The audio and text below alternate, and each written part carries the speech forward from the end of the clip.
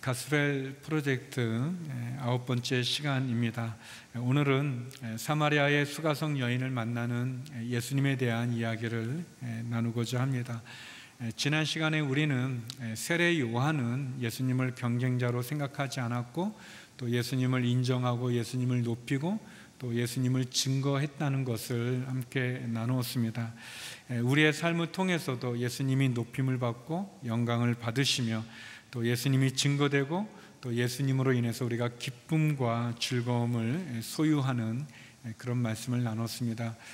오늘은 예수님께서 수가성의 야곱의 우물에서 만난 사마리아 여인과의 대화를 통해서 우리를 찾아오시고 또 우리에게 말씀하시고 우리를 아시는 예수님을 나누고자 합니다.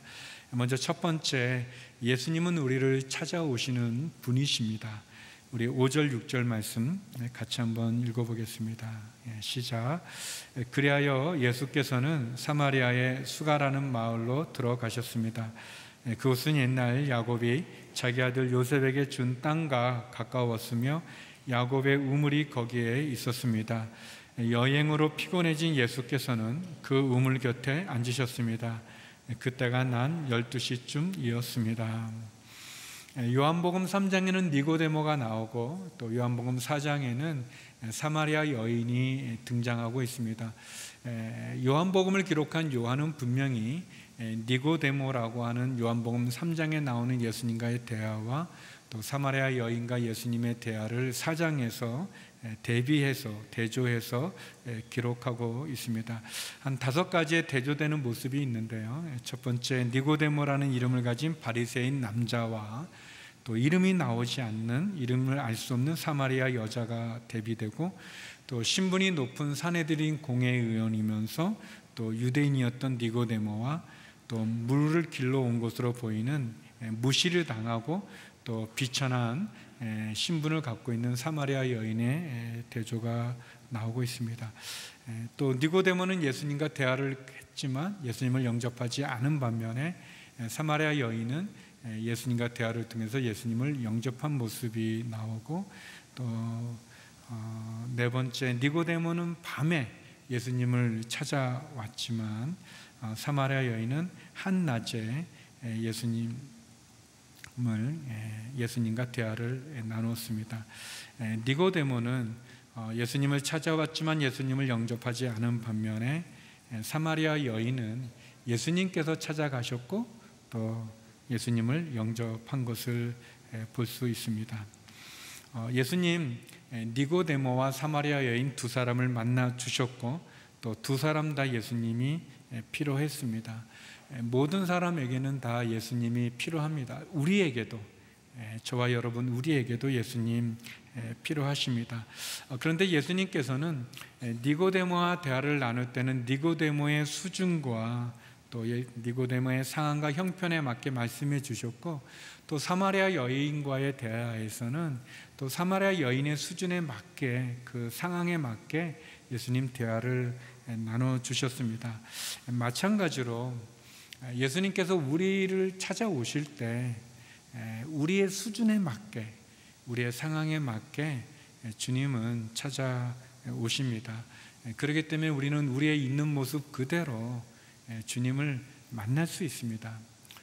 성도 여러분도 아시겠지만 예수님은 참 좋으신 분이십니다.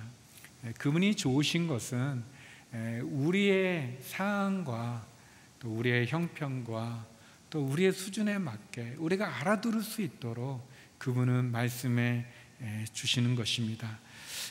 당시 이 사마리아라고 하는 위치는 이 북쪽으로는 갈릴리가 있었고 남쪽으로는 유대가 있고 서쪽으로는 지중해가 있고 동쪽에는 요단강이 있습니다. 그러니까 이 북쪽 갈릴리 지방에 있는 유대인이 이 남쪽에 있는 예루살렘을 방문하려면 사마리아를 통과해야만 되는 그런 상황이었습니다. 그런데 유대인들은 사마리아 땅을 통과하지 않고 요단강을 건너서 아주 우회해가지고 먼 길을 돌아서 여리고로 해가지고 다시 예루살렘으로 올라가는 그 어려운 길을 택했습니다. 왜냐하면 유대인들은 사마리아 사람들을 이렇게 천하게 여기고 개나 돼지처럼 여기고 또 심지어 원수로 여기고 그들과 같이 교제하는 것은 제약됐다고 생각했기 때문입니다. 유대 역사로 보면 사마리아는 에브라임과 므낫세 반지파가 분배받았던 땅이었지만 솔로몬 이후에 이 사마리아는 반기를 들게 됩니다. 그래서 여로보암을 중심으로 반기를 들게 돼서 이스라엘은 남유다와 북이스라엘로 나눠지게 됩니다. 그리고 이 두 나라는 서로 다투기도 하고 또 경쟁하기도 했습니다. 시간이 지나서 북이스라엘 사마리아 땅은 아수르라고 하는 강대국에 의해서 망하게 됩니다. 남유다는 바벨론에 의해서 망하게 되고요. 근데 아수르는 정복한 사마리아에 아수르 사람들과 또 동방의 많은 사람들을 이주시켜서 혼혈로 만들어 버리게 되었습니다. 그리고 더 문제는 그것과 함께 이방 종교를 섬기게 한 거죠. 우리 열왕기하 17장 33절에 보면 그런 말씀이 나옵니다. 우리 같이 한번 읽어보겠습니다. 시작. 이주한 각 민족들은 여호와를 경외했지만 그와 동시에 자기들이 원래 고향에서 가져온 간습에 따라 자기들의 신들도 섬겼습니다.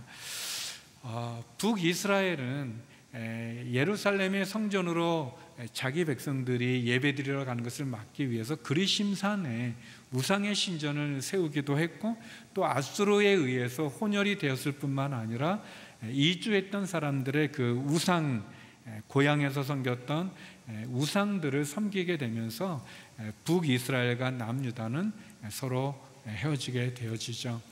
바벨론에 의해서 남유다가 멸망하고 포로로 끌려가서 70년이 지나서 돌아오게 됐을 때도 예루살렘 성전을 다시 재건하고 예루살렘 성벽을 재건하는 그 일에 이 북사마리아 사람들도 참여하고 싶어 했지만 남유다 사람들, 유대인들은 그것을 거절하게 됩니다.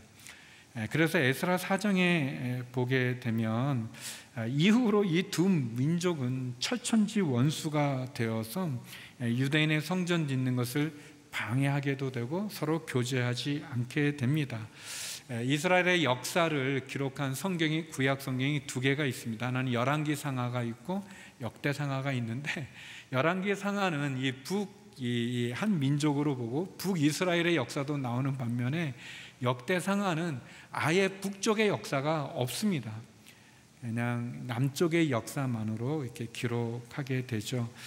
이렇게 어떻게 보면 사마리아 사람들과 유대인들은 어떤 민족적인 또 역사적인 그런 상황을 통해서 교제하지 않았는데 오늘 본문에 보니까 예수님께서 갈릴리에서 이 예루살렘으로 가는 길에 사마리아를 우회한 것이 아니라 사마리아를 지나갔다고 얘기하고 있습니다. 예수님은 유대 전통에 따라서 어떤 민족적인 편견, 인종적인 편견을 갖지 않으시고 그렇게 불편하게 여기는 사람들을 피하지 않고 예수님 그들을 만나 주십니다. 또 40절 이후에도 보면 예수님이 이틀이나 이 사마리아 수가성에서 머무는 것을 보게 됩니다. 성도 여러분, 예수님은 우리를 찾아오시는데 우리를 차별하지 않습니다. 어떤 지식적인 편견이나 인종적인 편견이나 또는 그 사람의 상황에 따라서 편견을 갖지 않습니다. 우리가 성경에서 보는 것처럼 그 한센 병자들에게는 돌을 던지고 만나지 않지만 예수님 그들을 만져주시기도 하시죠. 또 세리장 삭개오, 사람들이 미워하고 또 사람들이 무시했던 그 죄인을 예수님 그 삭개의 이름을 불러주시며 그의 집에서 식사를 하고 머무르시기도 하십니다. 성도 여러분, 예수님은 좋으신 분이십니다. 그분이 좋으신 것은 우리를 차별하지 않으신다는 것이고 또 그분이 우리 수준에 맞게 오셔서 말씀하시는 분이기 때문에 그렇습니다. 그래서 우리를 찾아오시는 그 좋으신 예수님, 그 예수님을 만나는 여러분이 되기를 주의 이름으로 축원합니다. 어려워할 필요도 없고 또 그분 앞에 우리가 어떻게 꾸밀 필요도 없습니다. 왜냐하면 그분은 우리의 수준에 맞게 그리고 우리를 차별하지 않기 때문에 그런 것이죠. 두 번째, 주님은 우리에게 말씀하시는 분이십니다. 우리에게 말씀해 주시는 분이십니다. 우리 7절에서 9절 말씀 같이 한번 읽어보겠습니다. 시작. 한 사마리아 여인이 물을 길러 나왔습니다. 예수께서 여인에게 말을 거셨습니다. 내게 물 좀 떠 주겠느냐? 제자들은 먹을 거를 사러 마을에 들어가고 없었습니다. 사마리아 여인이 예수께 말했습니다. 당신은 유대 사람이고 저는 사마리아 여자인데 어떻게 제게 물을 달라고 하십니까? 당시 유대 사람들은 사마리아 사람과는 상대도 하지 않았기 때문입니다. 이 중동 지역에서의 낮 12시는 굉장히 덥기 때문에 사람들이 보통 일하지 않고 쉬고 있는 시간인데, 여기 보니까 여인은 이 낮 12시에 정오에 물을 길러 우물가로 나왔습니다. 이걸 보면 우리가 추측해 볼 수 있는 것은 이 여인은 아마도 사람들을 만나는 것이 불편했던, 또 사람들을 만나고 싶지 않았던 그런 배경을 갖고 있었던 것 같습니다. 그런데 이제 예수님께서 이 여인이 올 때 말을 겁니다. 내게 물 좀 떠 주겠느냐라고 이렇게 말하죠.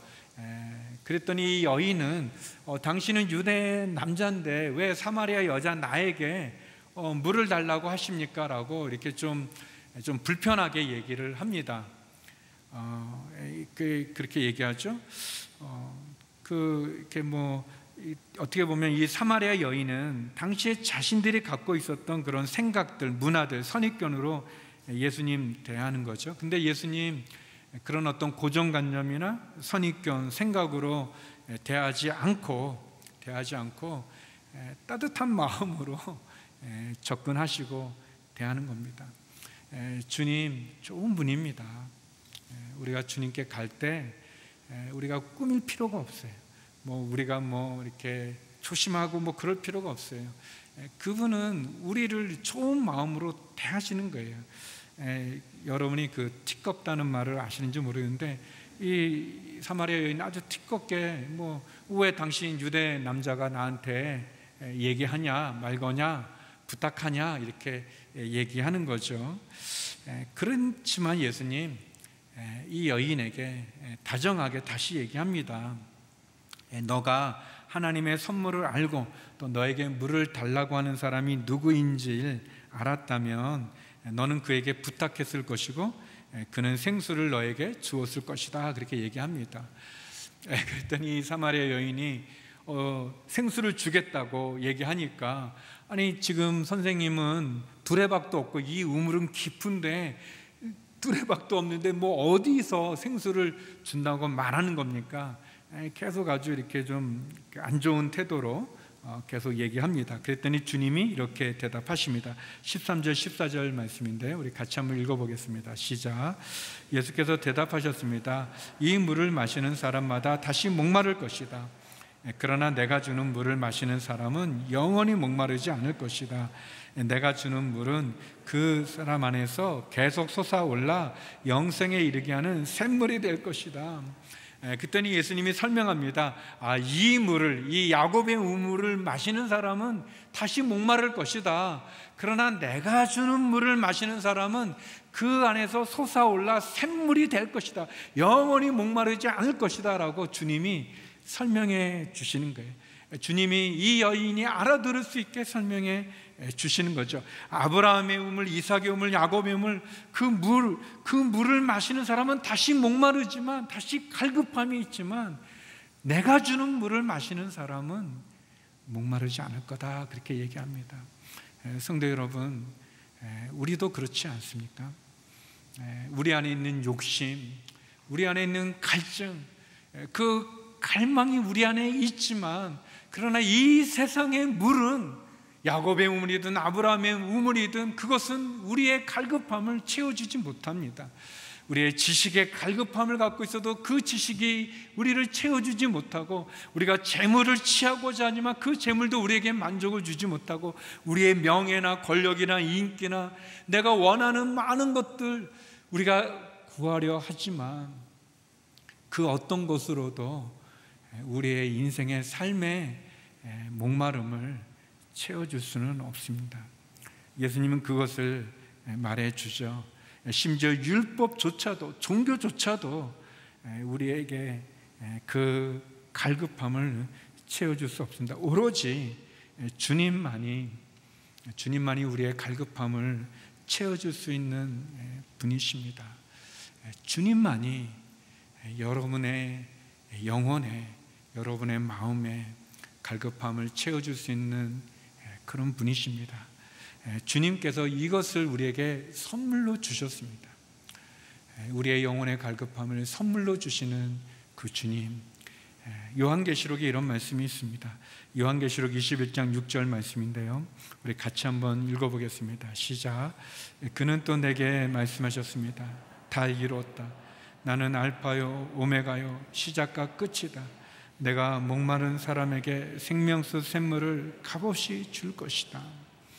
여러분, 어쩌면 사마리아 여인이 우물에 물을 길러 왔을 때 그는 그냥 우물에서 나는 물을 얻고자 했죠.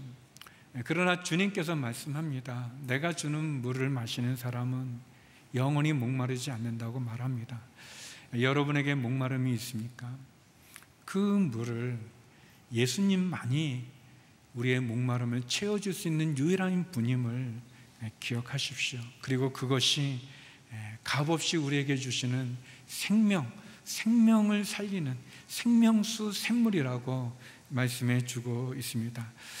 이렇게 예수님이 얘기하니까 이 여인, 그러면 그 물을 좀 내게 주십시오. 그 물을 내게 주십시오라고 얘기하고 있습니다. 계속 이 여인 헤매고 있죠. 예수님 물 좀 떠주겠느냐 했을 때 티껍게 대답할 뿐만 아니라 계속 합니다.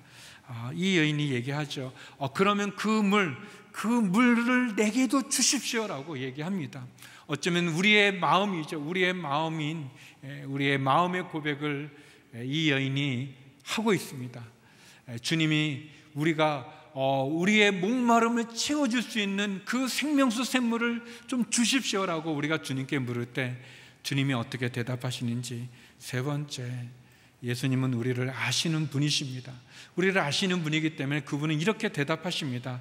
우리 16절 18절 말씀 같이 한번 읽어보겠습니다. 시작.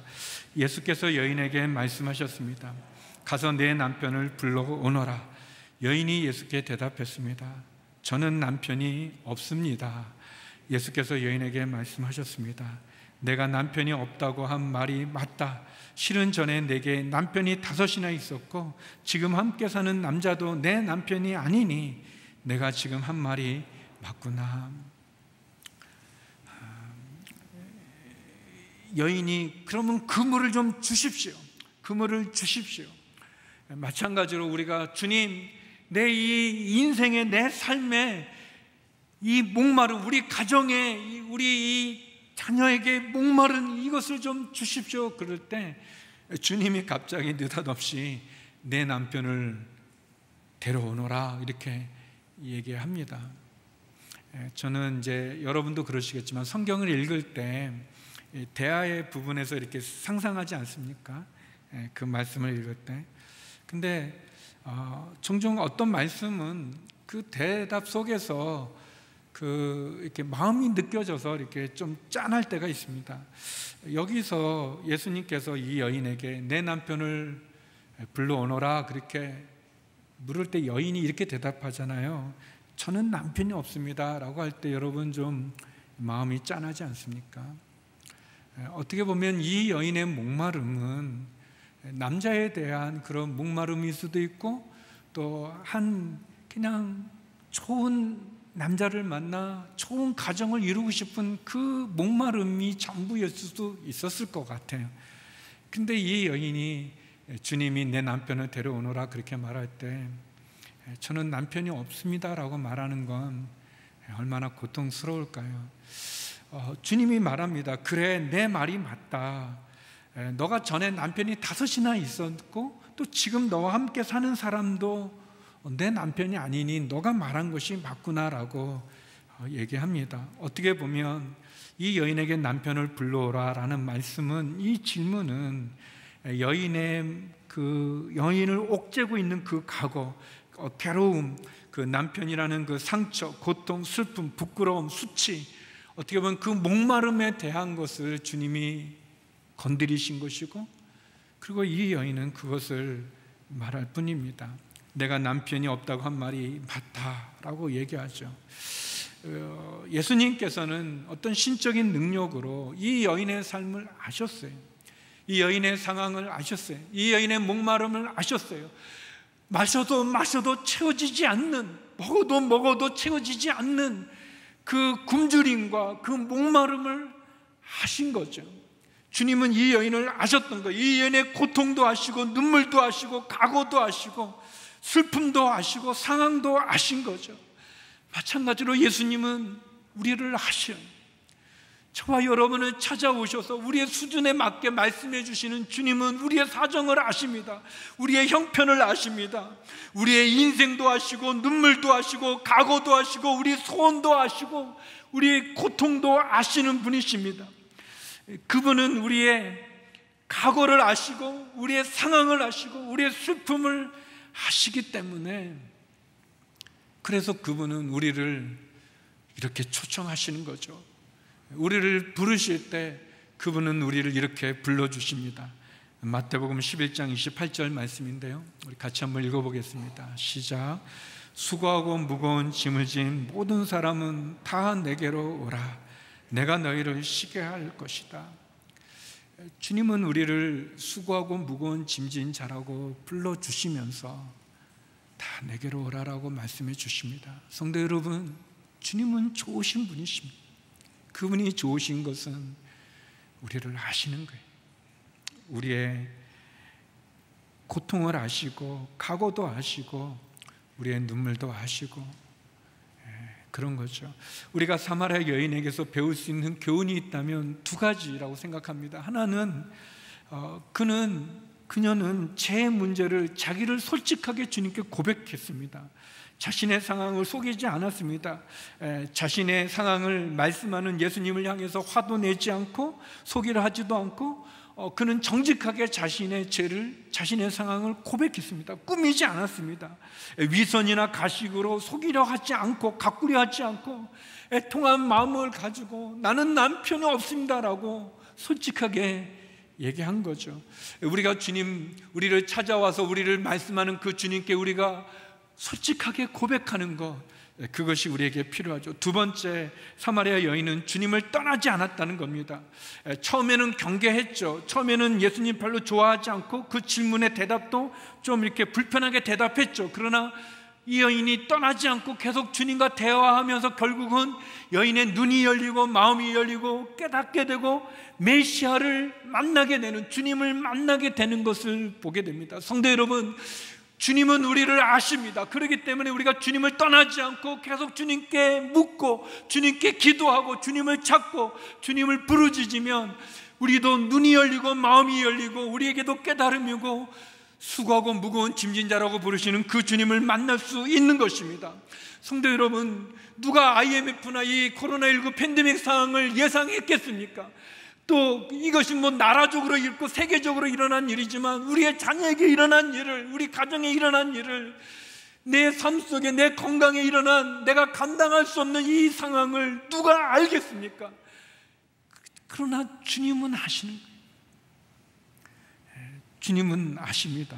이후에 보면 이 사마리아 여인은 예수님을 만나고, 예수님을 고백하고, 그리고 예수님을 모셔드림으로 예수님을 믿고, 전에는 그 사람들의 시선이 싫어서 그 사람들의 시선을 피하고 싶은 자기의 인생의 삶의 모습 때문에 정오에 야곱의 우물가로 왔지만, 이제는 이 여인이 수가성 사마리아 사람들을 찾아가서 와보라, 내가 메시아를 만났다라고 얘기하게 되죠.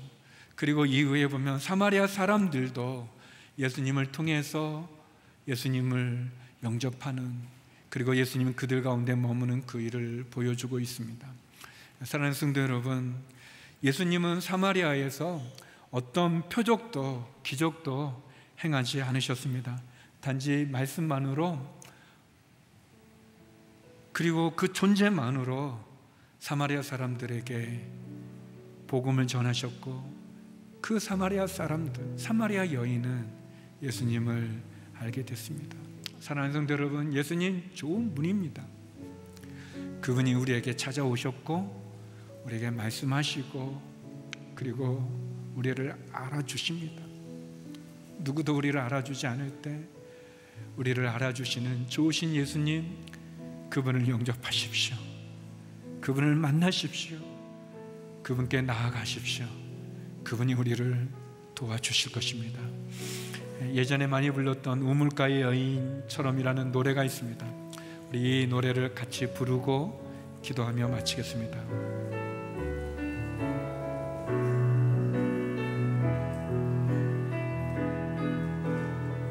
우물가의 여인처럼, 우물가의 여인처럼 난 구했네. 헛되고 헛된 것들을 그때 주님 하신 말씀, 내 샘의 왕 생수를 마셔라.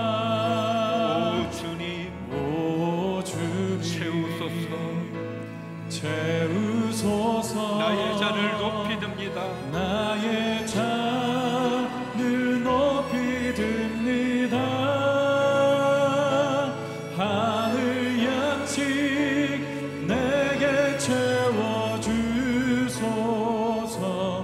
넘치도록 채워주소서. 많고 많은 사람들이 찾았었네. 많고 많은 사람들이 찾았었네. 헛되고 헛된 것들을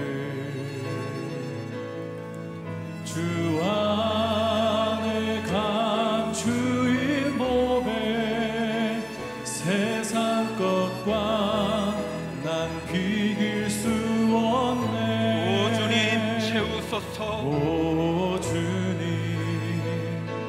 채우소서. 나의 잔을 높이 듭니다. 나의 잔을 높이 듭니다. 하늘 양식 내게 채워주소서. 넘치도록 채워주소서. 내 친구여 거기서 돌아오라. 내 친구여 거기서 돌아오라. 내 주의 넓은 품으로 우리 주님 너를 반겨 그 넓은 품에 안아주시리. 오 주님 채우소서. 오 주님 채우소서. 나의 잔을 높이 듭니다. 나의 잔을 높이 듭니다. 하늘 양식 내게 채워주소서. 넘치도록 채워주소서. 하나님 아버지, 우리에게 좋으신 주님을 보내주심을 감사합니다. 우리를 찾아와 주시고 우리에게 말씀해 주시고, 그리고 우리를 알아주셔서 감사합니다. 그 주님과 함께 승리하게 하여 주시옵소서. 그 어떤 거로도 채울 수 없는 우리의 몰마름, 우리의 이 갈급함을 주님으로 채워 주님으로 승리하는 저희가 되게 하여 주시옵소서. 예수님 이름으로 기도드립니다. 아멘.